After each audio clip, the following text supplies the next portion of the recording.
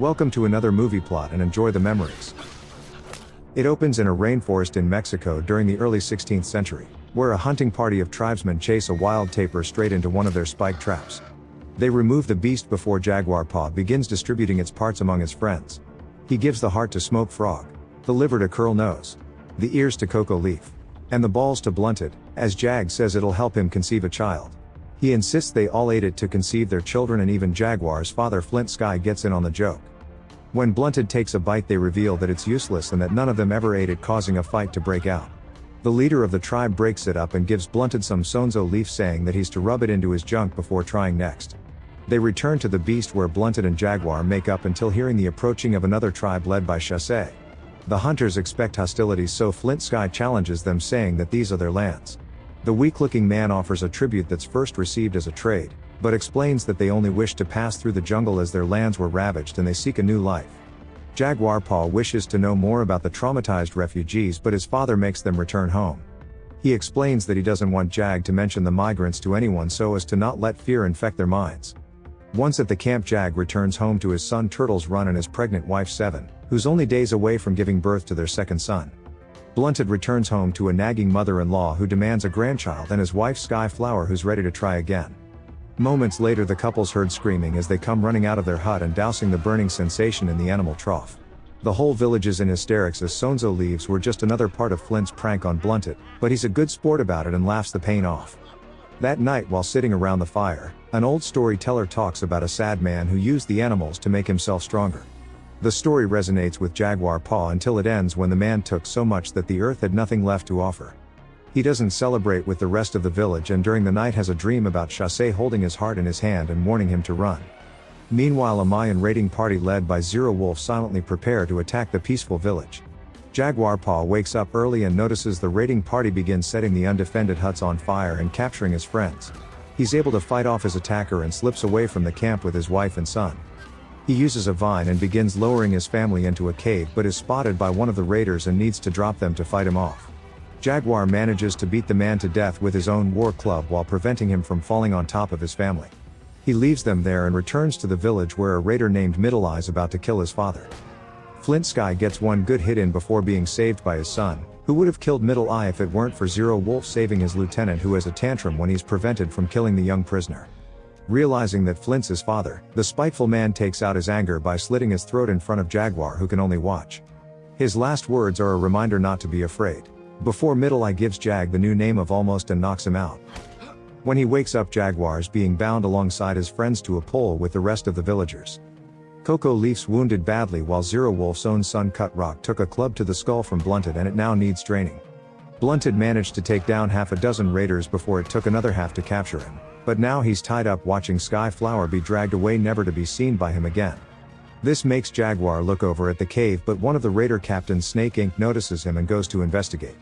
Suspicious of the tied-off vine, he throws a large rock down and then cuts it off, trapping Seven and Turtles Run inside.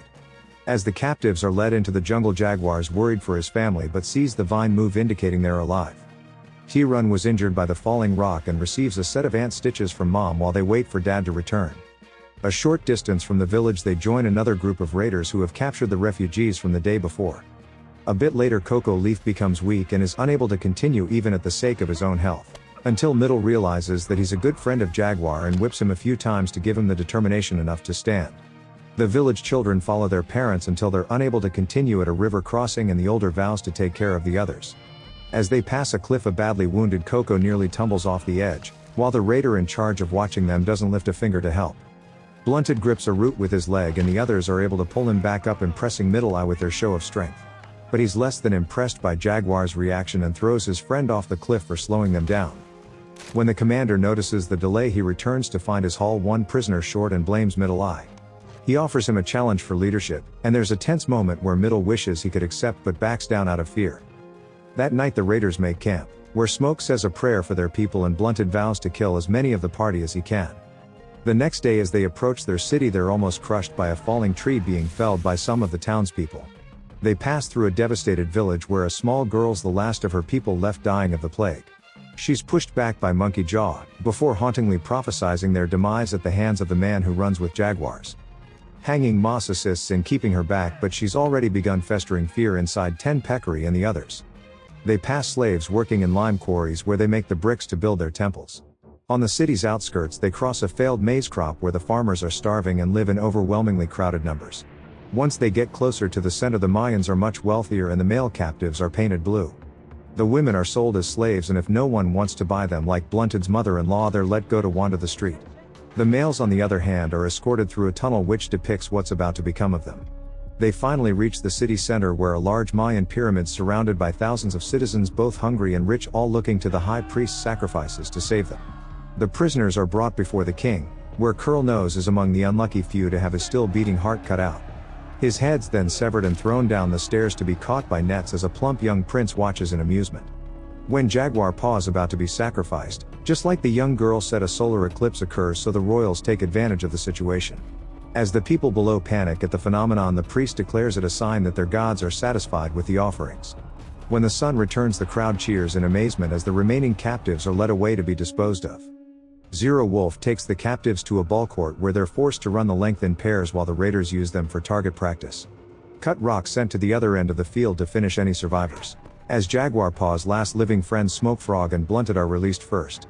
They're promised freedom should they reach the end and take off running, but Smoke struck in the head by a heavy stone while a dart launched by Monkey Jaw runs Blunted through. Next to runs Jaguar Paw and Chassé, who zigzag the entire distance of the field and almost make it. But the archer Snake Inc. manages to track the refugee's movement and lands an arrow through his head.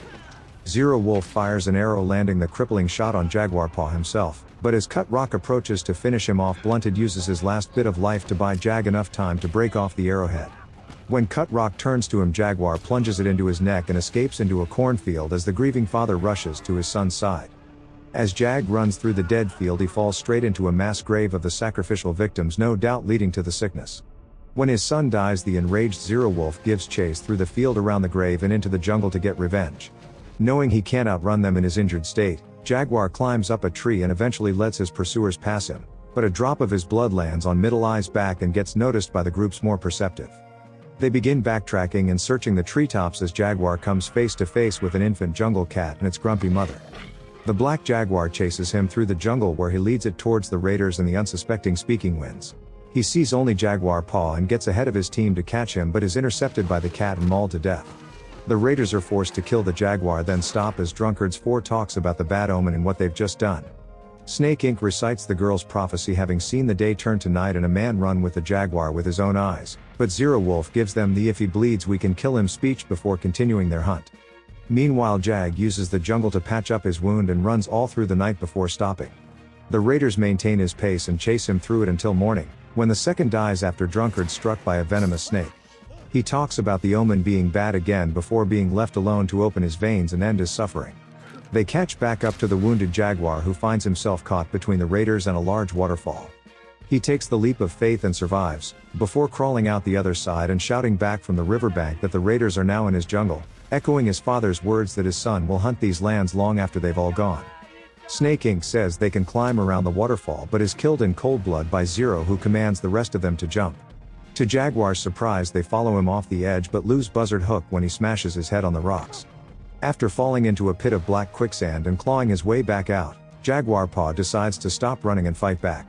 Now covered in protective mud, he's able to carry a large hornet's nest which he throws into the midst of the raiding party. He then milks a frog for a set of poison darts which he fires through a rolled up leaf into the side of the already weak and hanging moss. With the combination of stings and darts, he slowly succumbs, leaving a returning middle to come face to face with Almost.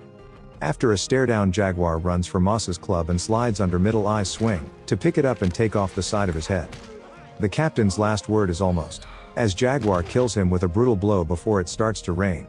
With the cave turtles Run and Seven are trapped inside starting to flood, he rushes to save his family with ungodly speed as Zero Wolf drifts away from his men in pursuit.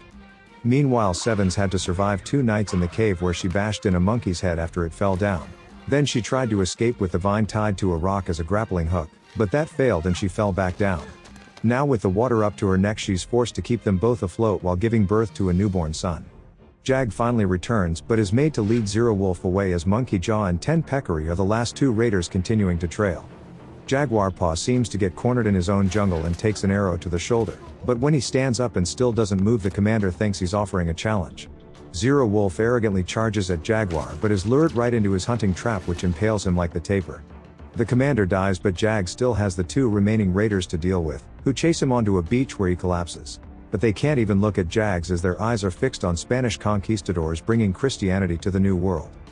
The bewildered raiders walk towards their fates as the much more intelligent Jaguar retreats to his family and gets the hell out of there. Now with a newborn baby, the family look out at the ships from the forest as Seven wonders if they should go to them. But Jag says they should return to the forest in search of a new beginning. And the movie ends.